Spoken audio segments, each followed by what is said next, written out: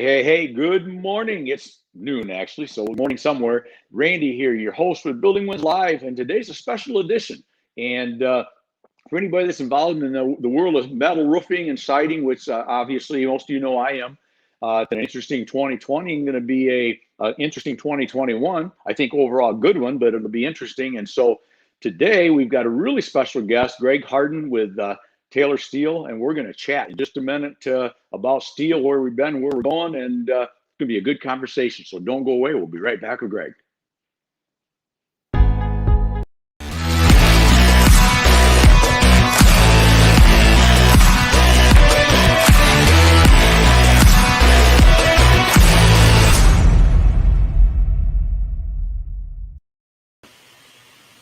Hey, there he is. Hi, Greg. Hey, Randy, how you doing today? Doing wonderful. Thanks. Doing wonderful. Thanks for joining us today. Oh, thanks for having me on.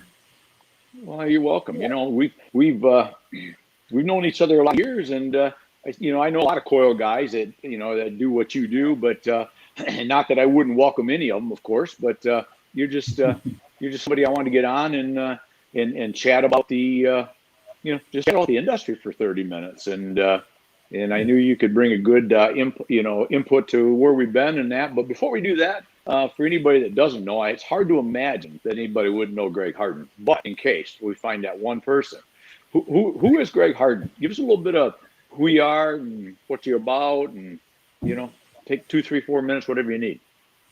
Sure, yeah. Greg Hardin, I've been with Taylor Steel now for 23 years. Basically graduated from college in Pennsylvania and started working for Taylor immediately after I graduated. And I'm a native of Cleveland, Ohio. Now I live down in the Pittsburgh area, and so I'm kind of a Browns fan in Steeler country down there. How's that work for you? Yeah, well, especially with a wife that's a Steeler fan. That's tough. Yeah. But I have 2 beautiful daughters. One's 19, one's 17. One's in college at the same school I went to, and one's a junior in high school. Like to fish, like to hunt, like to run. But that's kind of it in a nutshell. Wow. So you said you live in the greater Pittsburgh area then. You in the city, or you out in the suburbs, or? I'm out in the suburbs. We're about 40 minutes north of Pittsburgh. Okay, great. Taylor Steel is about 50 minutes from where I live, so it's a bit of a commute over the PA border into Ohio. Okay, gotcha. Perfect. So 23 years. So you're I think that establishes you as an expert, does it not? Well, anything over 20 years. Yeah, well, you learn something every day in the steel industry, but well, I'm sure you do. I've accumulated some knowledge.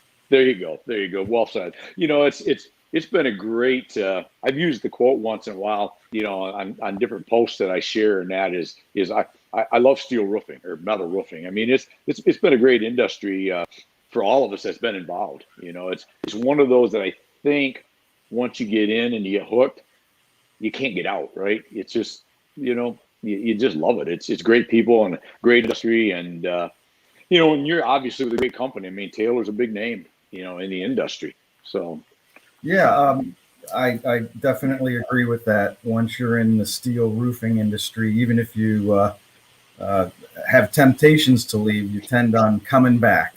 Exactly. There's so many guys. Yeah. Oh, exactly. It's fun, and the people are great, and it's a great industry. And speaking of great, 2020, right? I mean, with all the challenges and there's a couple, right? I've talked about this, but I remember the day that the world changed in my world, right? My world changed, and I remember the exact date and where I was. I suppose we all do, right? When the realization hit from hearing stuff to, okay, crap, something's changing, right? And it's kind of big.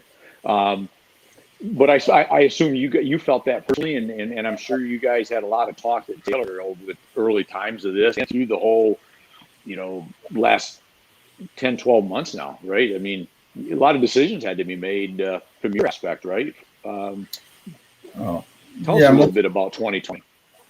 yeah, most definitely. It definitely brought some challenges from the beginning. When COVID first hit, there was all kinds of worries about everything being shut down, and there were a lot of manufacturers that were shut down. We were fortunately one of those companies that, because of the products that we sell in our industry, that it really didn't slow down for us at all. Demand is very strong for metal roofing, and it stayed strong throughout the quarantine time. We were very fortunate to have that. Uh, then we got into when the quarantine kind of caught up to the rest of the steel industry, or rather our industry, when mills had to shut down, go idle, and backlogs of orders, and it kind of snowballed, and we have what we have today, which is major shortages and log jams of steel supply, and increased pricing and things like that. So it went from one challenge to another. Exactly. Exactly. So yeah, I know our industry, my manufacturers that I'm involved with, which are all in the post frame or metal roofing industry. So it's very heavily uh, metal related. Like you said, great from a business standpoint, or dollars and cents, if you will. Great year. I mean, excellent year. Mhm. Um, and that I think, and I'm sure with you guys, that doubled the challenge, right? Because it was not only a great year can be a challenge on the infrastructure just in general, right? Then you throw in people working remote, and supply issues, and people testing positive out in the plant, and you have to shut this area down, and all the things you have to do. I mean, that just it was like a double whammy, right? Oh yeah, for sure. We've gone from one extreme to another when it comes to our pricing and our stock and everything else. We had an abundance of stock at the beginning of the year, and um, prices declined month after month, from January through about I don't know, July, August, and it was a challenge to make margins because you're competing against guys that are keep dropping prices in order to get market share, because you're looking for market share. But then all of a sudden everything turned on a dime, and the availability was, the mills weren't quoting half of what they normally quote. There was just the tightness, and then you have to start driving prices up, and it's been the opposite. But now you can't find the steel, so it's just one challenge after another. And yeah, the COVID did affect. Yeah, some internal things had to be done, but we adjusted pretty well on the fly, to accommodate and to make sure that our customers were satisfied. We have a large toll processing facility here in Lordstown, so we do a lot of slitting, blanking, tension leveling, things like that for customers' materials. Hmm. So that's one of the big things that we operate ourselves here.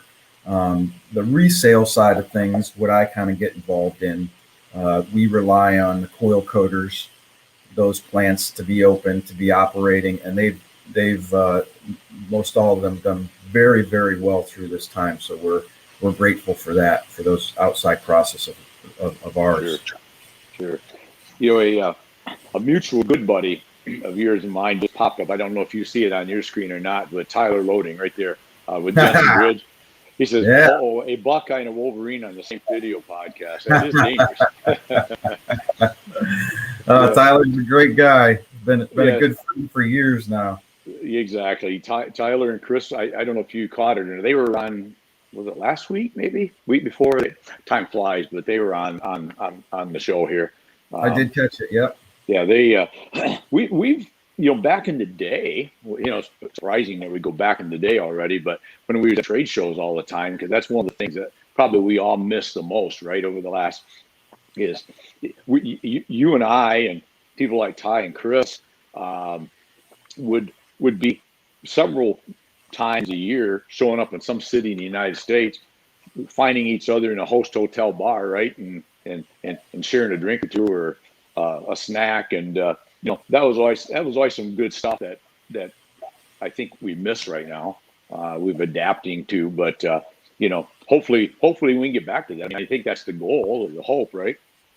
Oh, for sure. I mean, I definitely miss it, especially times like this. This is where you form friendships. You talk about the market. You talk about strategies. You close deals. You just talk to other whether it's competitors or customers or whoever, just about the industry in general. And times like this is when you need it the most. Right. With everything going on, it would just be so nice to get together and talk about and strategize with customers, with vendors and suppliers, how we're going to get through this. And I definitely miss it. And just hanging out and solidifying those friendships and bonds with everyone in the industry. Exactly. And you hit a point that was interesting because,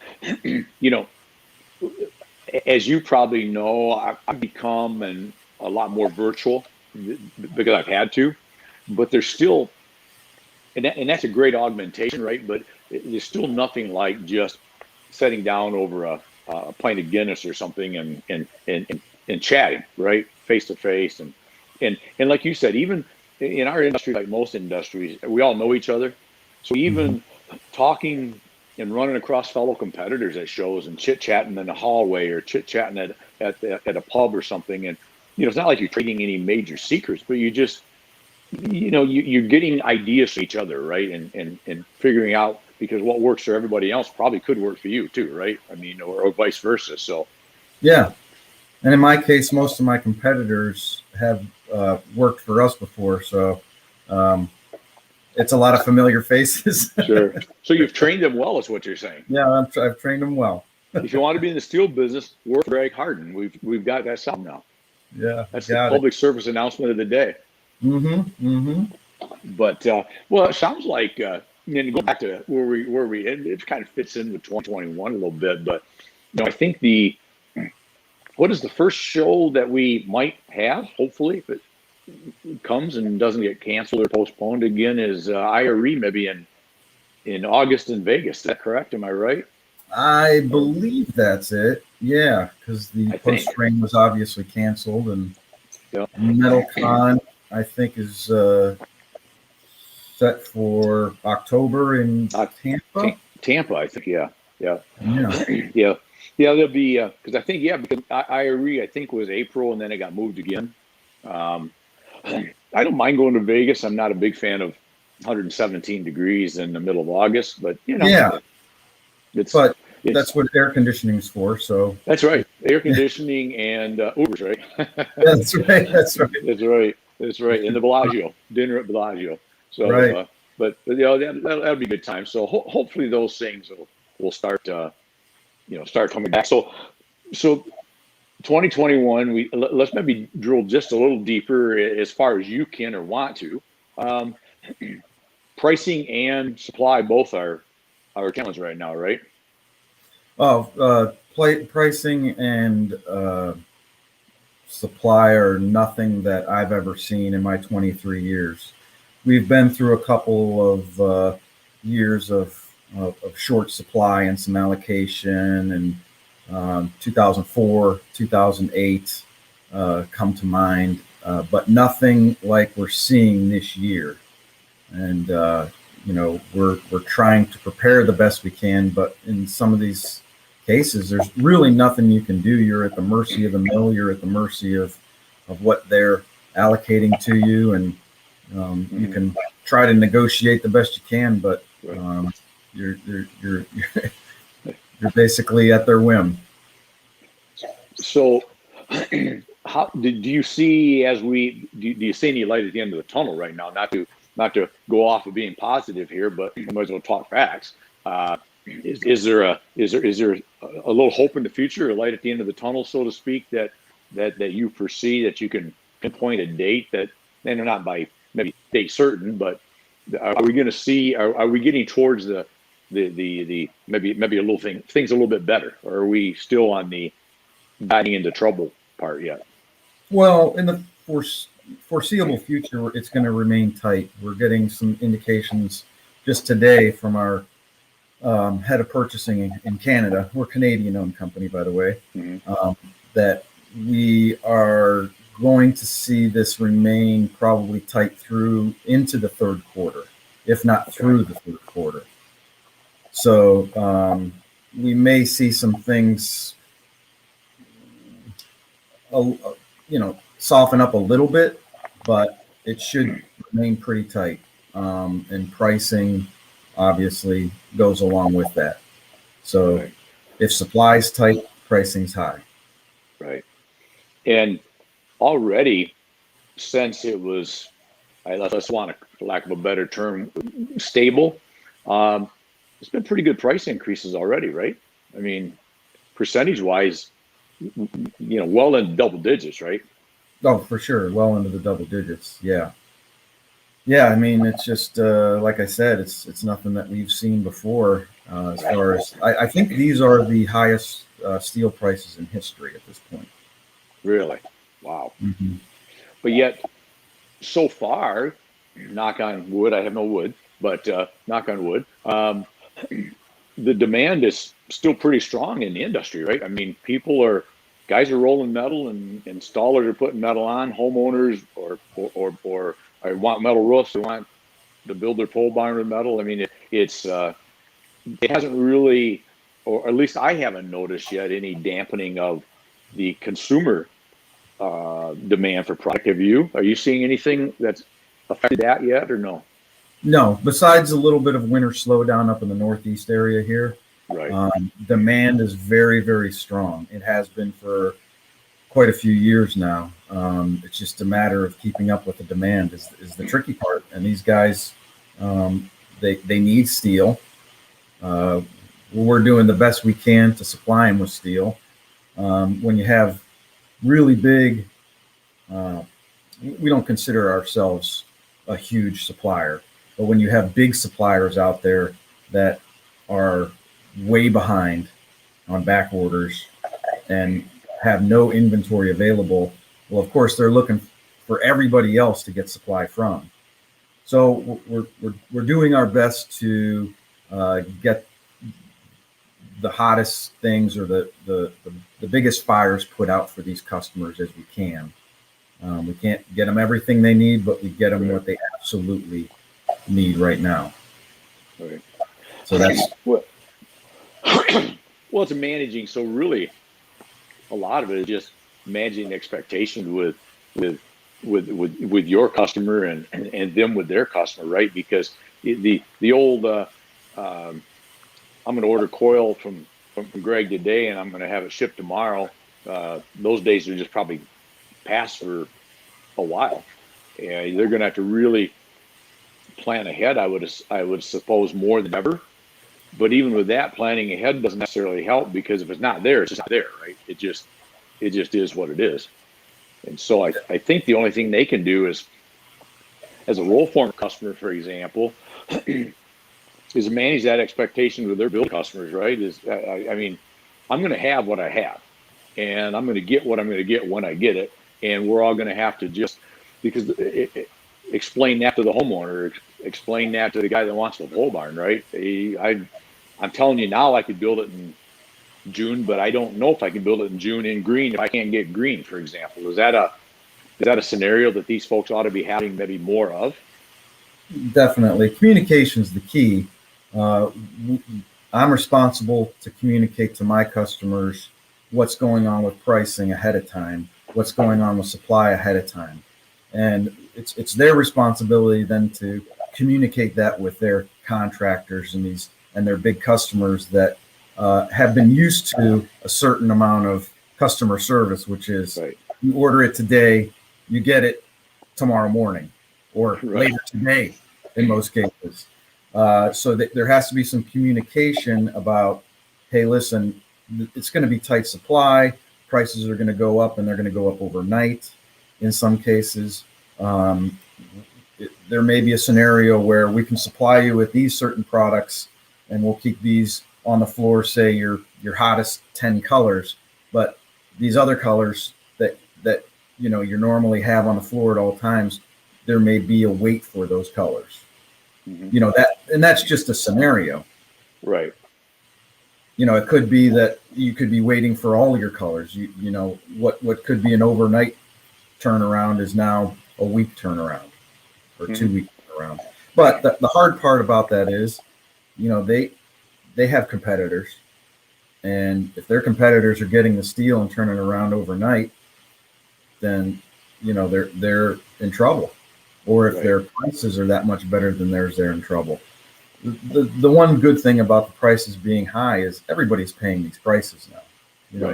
There's no exceptions out there to somebody getting a great deal on steel, and they're getting all this abundance, all they need and all they could want, and they're able to offer lower prices. It's just not happening.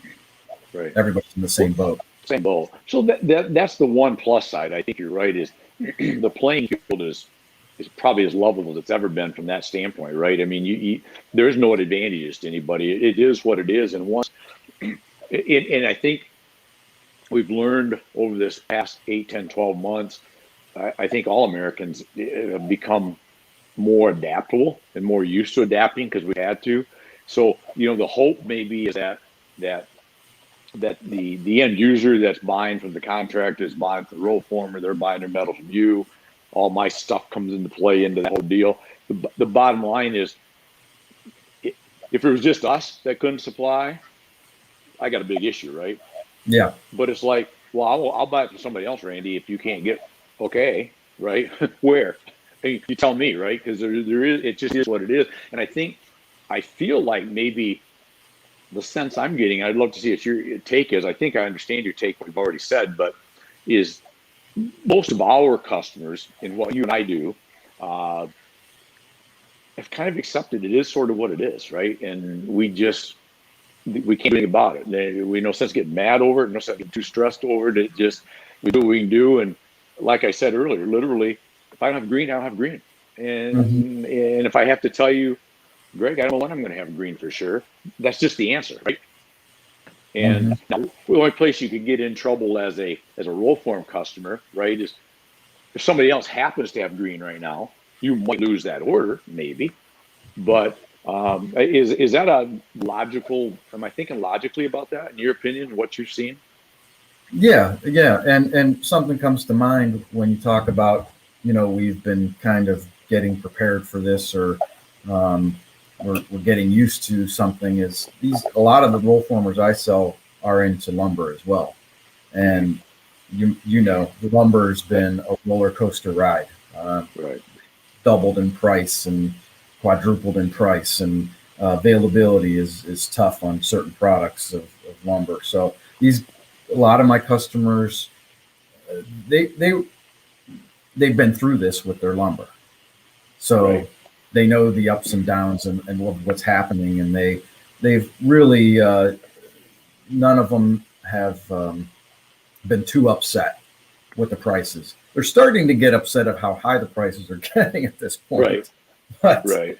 But they're accepting that there's increases in short supply and things like that. They're some of them are a little confused on why, and it's really tough to drill down exactly why, but they've accepted it. Yeah.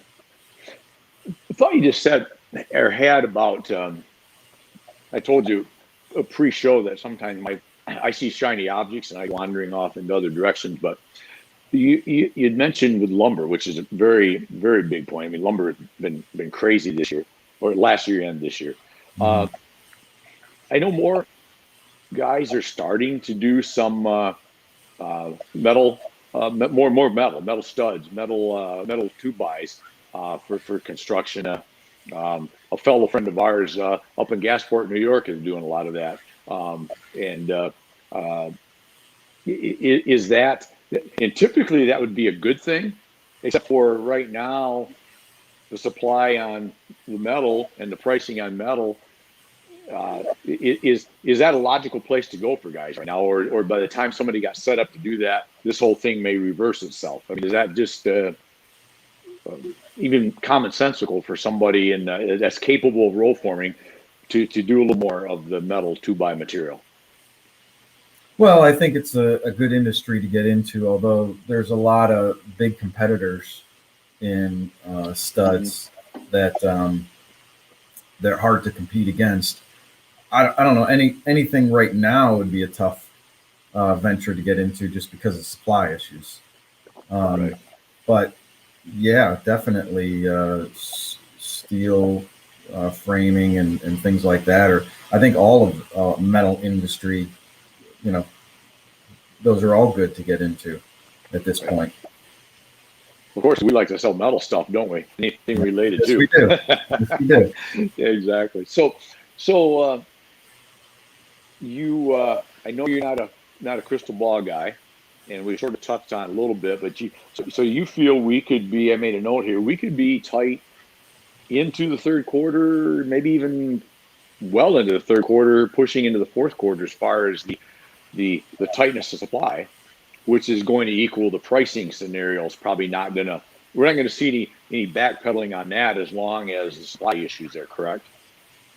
Yeah. As long as the mills remain tight and their lead times keep going out, and they're not really, very few mills right now are even offering prices for galvanized or galvanum.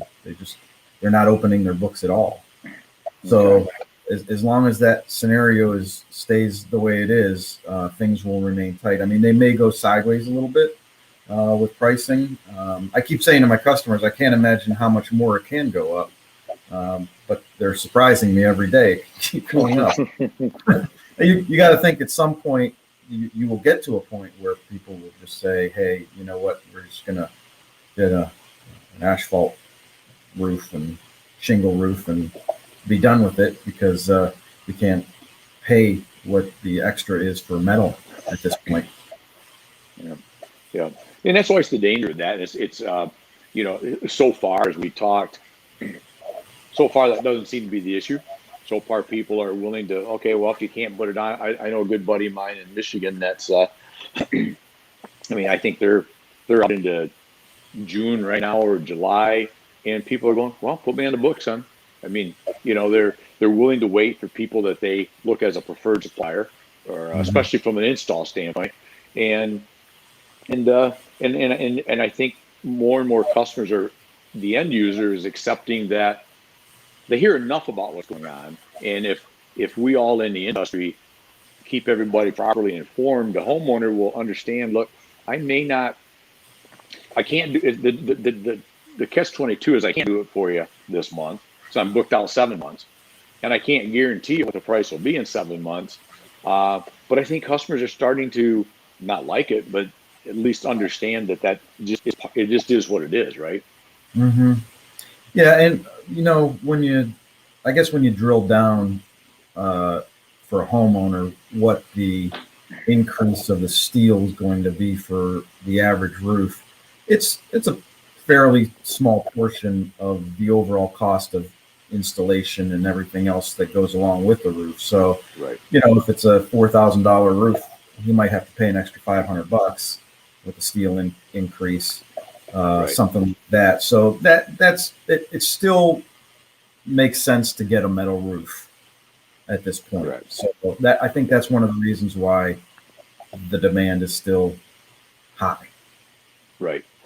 And I think as we sort of wind down here, because 30 minutes goes fast, but I think that's a good point for us all to remember in the industry and that was a great point. Thank you for bringing that up. Is that increase still sounds like a lot when you say 20% or X number of cents a foot or X number of dollars a square. Sounds like a lot, but when you kind of extrapolate into a cost for the job, is if the advantage, if I as a homeowner decided to having a metal roof and all the reasons I should have metal, that would be another talk for another day, because that we could go now we're talking about the advantages, right?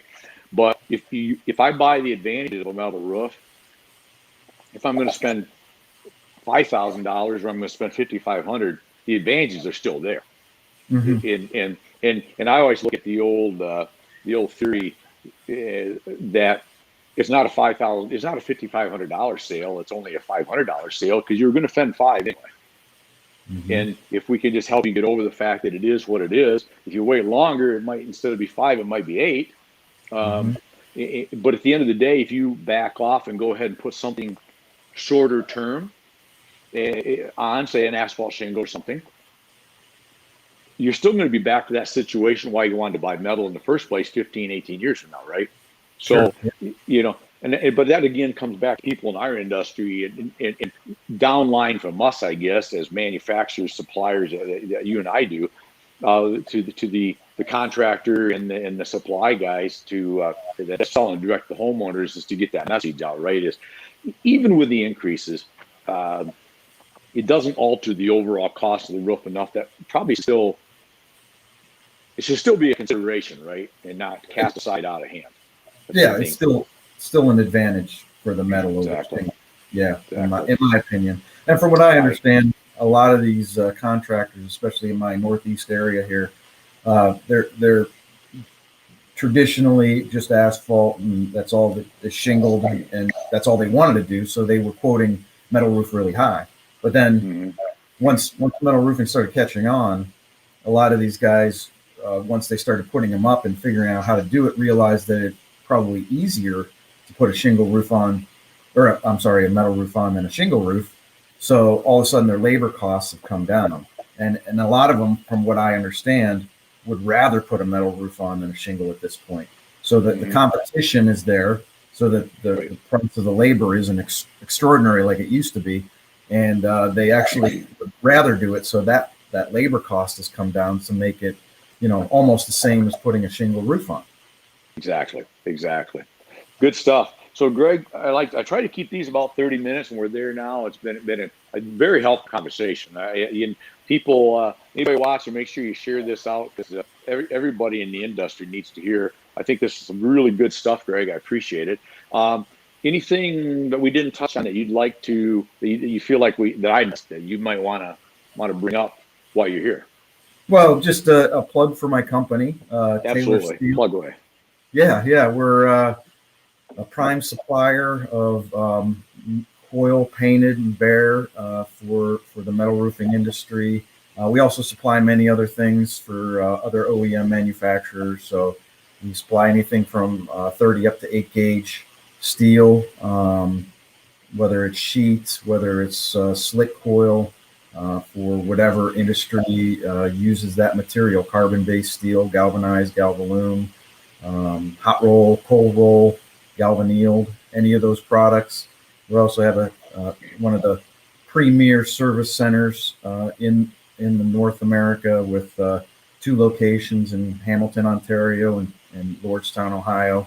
Like I mentioned before, we do a lot of slitting, a lot of cut to length. The highest quality, the best tolerances in the industry. There's some of our products right there. There it is. So, right there. Look at that. Yeah. TaylorSteel.com gets you all the information. But we've been around since 1967, I believe, or 65 or 67. Privately owned. Mike Taylor started the company, still with us. His son now is taking over for his grandson is now taking over.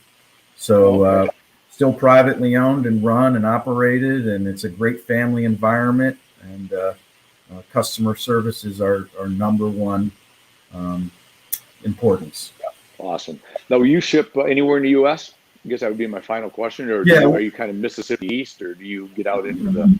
We'll ship anywhere we can where we're competitive. Right. Mississippi East is where we're most competitive, but I say because the freight becomes a big deal, right? I mean, but as far as miles away. As far as painted coil goes, we stock it in the South, we stock it in the North. So anywhere from Texas over, anywhere from Iowa over, we're very competitive. Perfect. Beautiful. Well, awesome, Greg.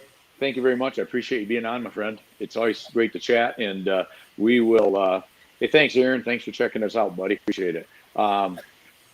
He said it warrants a re-listen. Wow, you're impressive, Greg. He's never wanted to re-listen to anything I've done. That's There you amazing. go. It's got to be all you. Anyway, but seriously, thanks for being on. I appreciate it. Good Thanks, information, Brandon. and I felt very timely for where we're at right now. So what I'm going to take away with this before I let you, before Wes shoots you back in the backstage for a minute, is all hope is not lost, right? I mean, No, in 2021, we just do it. We do what we do and do what we've been doing, and at the end of the day, we'll all produce and we'll sell, and it'll be good. And we'll look back at this in Vegas together, you and I and Tyler and Chris, and yep. we'll share a pint together out there and talk There about you what a go. great year it was. All right, friend. Yeah. Thank you again. I appreciate it. We'll Thank chat in you a minute very much. after. You bet. All right, buddy. Thank All right, folks. So Greg Hardin, I hope you enjoyed that. Greg is a longtime friend of mine in the industry. It's about 23 years, I think, because he said he was with Taylor Steele for, I think he said 23 years, and I remember meeting Greg way back in the day. So I hope that was entertaining, interesting, and beneficial. So with that, thank you for watching Building Wins Live Special Edition. And just a quick shout out, don't forget next week, our regular show on Tuesdays at noon Eastern time. We're going to have an interesting conversation with a great friend of mine and my director producer, Wes Wyatt. We're going to be talking to Eric Bam. Eric is, there he is, handsome looking dog, isn't he? Eric, great friend of both Wes and I's. We're going to do a lot of chatting next week about social selling. Eric is not from our industry, but that's okay, because you know what? We can learn from other industries, and selling is selling, and social selling is social selling. And you're going to love it. He's entertaining, very knowledgeable, and he'll bring the heat. So that's next week, 12 noon Eastern. So that's all I got for today. Thank you for joining. Appreciate it as always. Share us out, and we'll see you on noon Eastern next Tuesday with Eric Bam. That's it. Thanks, folks. And remember, live it, love it, and own it. Make today your best day ever. Until tomorrow. Cheers, y'all.